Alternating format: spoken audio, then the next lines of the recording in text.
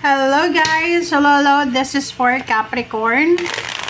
Capricorn, welcome dito sa aking channel, Kapalaran 888. Welcome guys. Alamin natin kung anong messages, energy ka pa para sa inyong lahat. So, I hope na makaresonate kayo Paki-comment sa comment section kung ano ang gusto nyong sabihin. Okay, Capricorn, first card mo dito is Homeward. So, alam mo yung readings ng lahat ng zodiac signs, lahat talaga sa second half ng June, ay puro taking care of yourself, self-love, kasi parang ang mga tao sa ngayon, talagang sobrang mga pagod, okay? Trabaho ng trabaho, gabit araw. 42.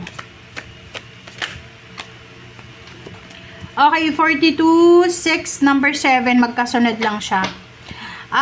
Sinasabi ng baraha sa'yo dito na may mga bagay kang kailangan na gawin, Capricorn. Dito sa sword na to, siguro ang tagal mo nang hinintay ang pagkakataon na to. So, oras na. Oras na para sa pagbabago. So, pwedeng mga physical appearance. Pwedeng gusto mong magpaputol ng buhok. Ayun, magpa-haircut.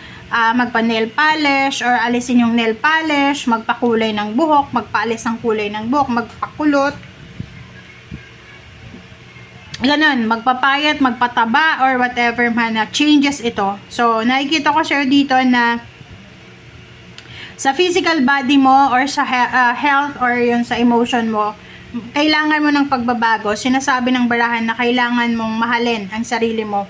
Kung halimbawa na masyado mo nang napapabayaan yung sarili mo, this time, sinasabi ng barahan na oras na, okay, this is the perfect time para, kumbaga, alagaan mo daw yung sarili mo. Okay?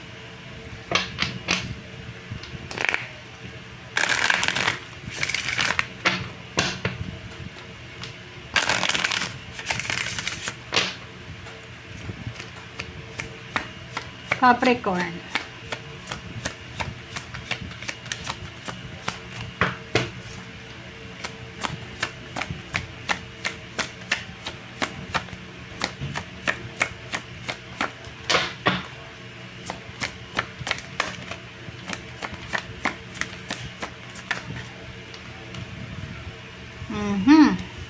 Alright, Capricorn, maganda tong message na to.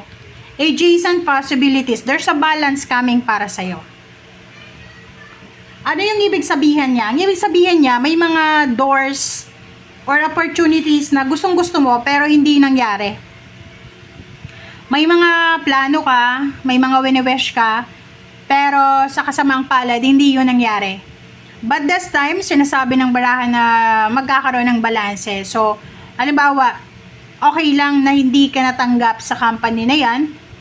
Okay lang na hindi mo nabili yung gusto mo kasi maraming magbubukas na oportunidad and posibilidad sa buhay mo. So, kumbaga, this is a blessing in disguise. Diba? Na parang pakiramdam mo, rejected ako. Hindi. Rejected ka, hindi. It's redirection.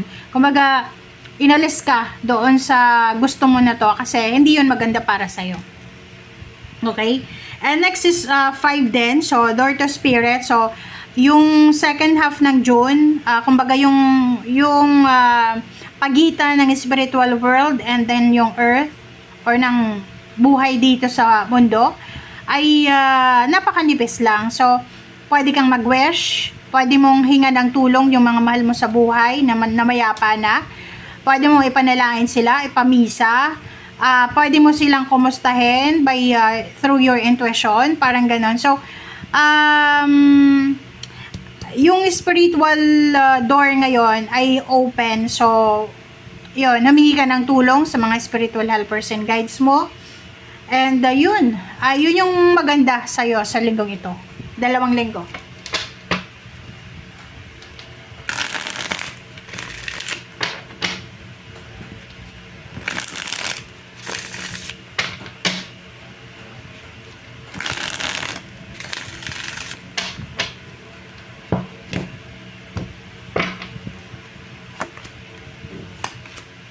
Alright.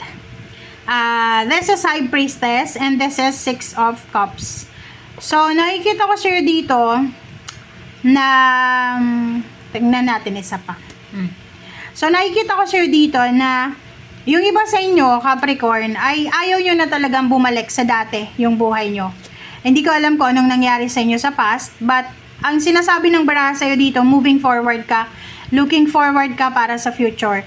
Kung halimbawa nasa ibang bansa ka, parang ayaw mo nang umuwi ng Pilipinas. Kung nasa Manila ka or nasa city ka, ganun din. So, looking forward ka, moving forward ka para sa future. Kumbaga, gusto mong kalimutan yung nakaraan kasi nakafocus ka na lang sa victory and success mo for the future. Pero ang sabi ng High Priestess dito, alam nyo guys, yung past no is connected yan sa present situation nyo, even the future.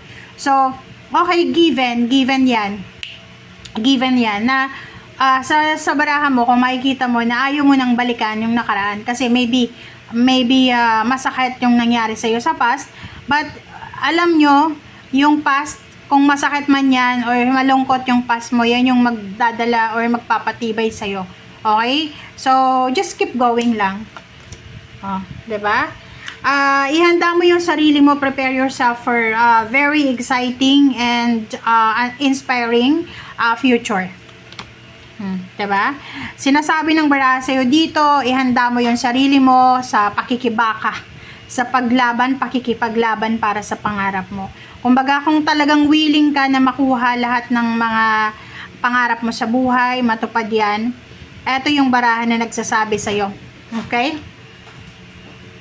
Sinasabi sa'yo ng baraha na ihanda mo yung sarili mo. Dapat willing ka talaga. Dapat alam mo sa sarili mo na kahit karayong papasukin mo, just to prove to yourself na kaya mo. Okay? Okay, love life naman. Tingnan natin yung love life mo. Sorry. May bagong direction yung love life mo. So, moving forward na din. So, kung live-in lang, boyfriend, girlfriend, pwedeng may marriage na pinag-uusapan. So, isang malaking pagbabago, malaking balita ang posibleng darating sa'yo, lalo na kung tungkol ito sa love life. Okay? Nakikita ko sa'yo, there's someone na posibleng makakatulong sa'yo. May isang tao na matutulungan ka niya, lalo na sa mga obligations, duties, and responsibilities mo. So, isang desisyon ang posibleng gagawin mo dito. Mayroon din na possibility na breakup. Okay? So, may possibility na breakup like, pagbabago nga to So, gusto mong baguhin lahat. So, pwedeng relationship, may live-in ka, may asawa ka, may boyfriend, girlfriend. And then, nakapag-desisyon ka na bakit kaya hindi ko subukan na maghanap ng bago. So, eto siya. Nakikita ko, maybe you're looking for someone na matutulungan ka sa mga obligations mo, duties and responsibilities. So, posibleng yun, may asawa, may boyfriend, girlfriend, may manliligaw.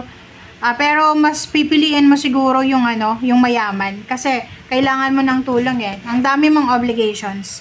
Okay? Thank you guys. Bye.